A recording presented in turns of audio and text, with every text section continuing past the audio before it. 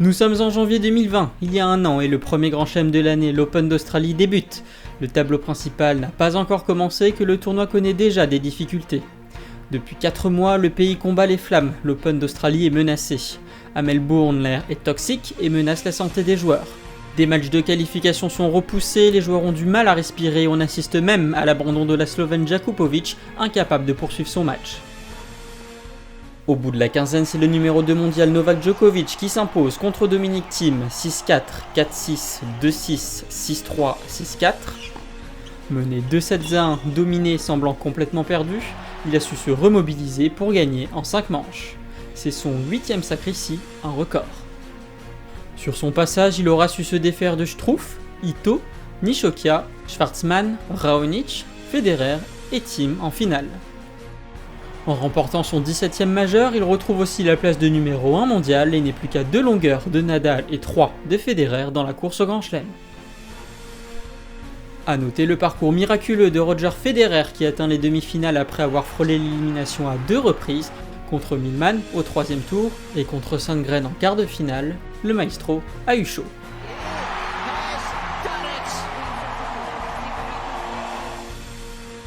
Et comment ne pas souligner l'excellent tournoi de Dominic Thiem, lui qui n'a jamais été aussi proche de remporter son premier grand chelem après avoir fait flancher Nadal en quart de finale et Zverev en demi, il ne lui manquait pas grand chose pour triompher du maître des lieux, Novak Djokovic. Bonjour à tous, bienvenue sur la première vidéo de la chaîne YouTube, une vidéo preview de tournoi. La chaîne se lance tout juste et vous pourrez en retrouver chaque semaine de compétition. On commence aujourd'hui par l'Open d'Australie qui débute ce lundi. Alors on sait déjà les absences notables de Roger Federer et de Andy Murray. Le Suisse, lui, qui devrait faire son retour à la compétition plus d'1 an après son dernier match officiel, début mars au tournoi de Doha. Le tirage au sort du tableau principal a eu lieu ce matin, alors quels sont les matchs à voir, à envisager, qui ira en finale, qui gagnera le tournoi. On voit ça tout de suite. Les matchs intéressants qui tapent dans l'œil tout de suite dès le premier tour, on peut noter Denis Shapovalov contre Yannick Sinner, ainsi que Marin Cilic contre Grigor Dimitrov. Pour les cadors du circuit, Djokovic se retrouve dans la partie tableau de Thiem, Nadal lui est du côté de Medvedev. Parcours relativement serein pour Djokovic qui pourrait tout de même affronter Wawrinka en 8ème, mais ça dépendra surtout du Suisse qui peine à retrouver un très bon niveau de jeu. Il pourrait se faire stopper avant contre Raonic par exemple. Première difficulté pour Rafael Nadal en 8ème de finale qui pourrait se voir affronter le local Alex de Minaur. Medvedev s'en sort bien avec un parcours sans trop d'embûches. Attention peut-être à Krajinovic dès le 3ème tour qui peut s'avérer dangereux, mais le russe est relativement tranquille jusqu'en quart. Pour Dominic Thiem, danger dès le 3ème tour qui pourrait affronter Nick Kyrgios, à moins qu'il se retrouve en face du français Hugo Humbert. Justement, côté français, Hugo Humbert, notre révélation 2020, a un alléchant 2ème tour qui se profile donc contre Kyrgios. Gaël Monfils affrontera Ruusu Vuori, il aurait en 8ème de finale sans doute un Zverev. Encore faut-il que le français atteigne la 2ème semaine, ce ne sera pas facile pour lui qui n'évolue pas à un très grand niveau depuis plusieurs mois. Et enfin, pas de chance pour Jérémy Chardy qui se colle le numéro 1 mondial d'entrée, Novak Djokovic. Ce qu'il y a à retenir du tableau, c'est aussi bien sûr les quarts théoriques à envisager, les voici. Djokovic contre Zverev, Thiem contre Schwartzman pour la partie haute du tableau, Medvedev contre Rublev et Nadal contre Tsitsipas pour la partie basse. Alors qui gagnera l'Open d'Australie 2021 ? Élément de réponse.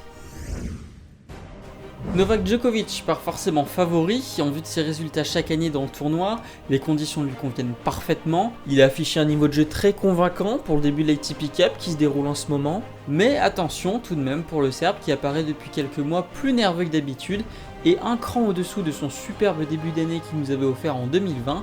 Hormis sa disqualification à l'US Open, il était resté invaincu jusqu'à la finale de Roland Garros le 11 octobre, perdu contre Nadal. Côté Nadal justement, on le sait, c'est le grand chelem qui lui réussit le moins et pourtant il y obtient souvent de très bons résultats, 5 finales pour 1 victoire et 4 défaites, mais même avec un très bon niveau de jeu, la concurrence est rude pour l'Espagnol qui, en plus de Djokovic, doit maintenant s'inquiéter d'un Dominic Thiem ou bien d'un Daniil Medvedev qui, au top de leur forme, sont capables sur dur de lui poser énormément de soucis. Ajoutez à cela la dimension physique de Nadal, sera-t-il capable de tenir et d'enchaîner plusieurs longs matchs et sera-t-il complètement remis de sa douleur au dos qu'il a évoquée cette semaine ? Des interrogations donc pour Nadal, ça sera compliqué de triompher pour lui à Melbourne, mais s'il y arrive, il sera alors le seul détenteur du record du nombre de tournois de Grand Chelem remportés, avec 21 majeurs à son actif, devant Roger Federer. Pour Dominic Thiem, ce sera peut-être son année à Melbourne. L'Autrichien qui a gagné son premier Grand Chelem l'année dernière à l'US Open est clairement prêt dans le jeu comme dans la tête pour en remporter un second. Il a prouvé qu'il était maintenant capable de tenir un haut niveau au format des 5-7 et de rivaliser avec les plus grands. Alors oui, il n'a pas fait un bon début d'année 2021 pour l'instant, avec un premier match à l'ATP Cup où il a été battu sèchement par l'Italien Matteo Berrettini, mais ça arrive souvent avec Dominic Thiem. Pas forcément très bon en début de tournoi, mais il monte bien en puissance par la suite. Enfin, dernier potentiel favori selon moi, Daniil Medvedev. A l'instar de Dominic Thiem, son niveau est devenu impressionnant, sur dur, sur terre battue, pas encore. Lui aussi est clairement capable de battre tout le monde, on l'a bien vu aux ATP Finals en fin de saison dernière, victorieux après avoir battu Djokovic, Nadal, Thiem, Zverev, bref, un peu tout le monde. Mais ça c'était au format des 2 sets gagnants, en Grand Chelem il pourrait peut-être encore rencontrer quelques difficultés, surtout à rester pleinement concentré, à ne pas s'agacer quand ça ne va pas. Mais le Russe a quand même fait énormément de progrès dans ce domaine-là en maîtrise de soi ces derniers mois. Alors qui sait, peut-être remportera-t-il son premier Grand Chelem ici cette année en Australie. Alors on pourrait évoquer Stefanos Tsitsipas, Alexander Zverev ou encore Andrei Rublev qui s'est surtout révélé l'année dernière. Ces 3 jeunes champions ne sont peut-être pas si loin de gagner leur premier Grand Chelem, je parle surtout pour Tsitsipas et Zverev. Pour Andrei Rublev, il faudra sûrement un petit peu plus de temps encore. En tout cas, les 3 sont bien partis pour remporter des majeurs à l'avenir, mais je pense que ça va être encore un petit peu court pour eux pour espérer gagner cette année en Australie.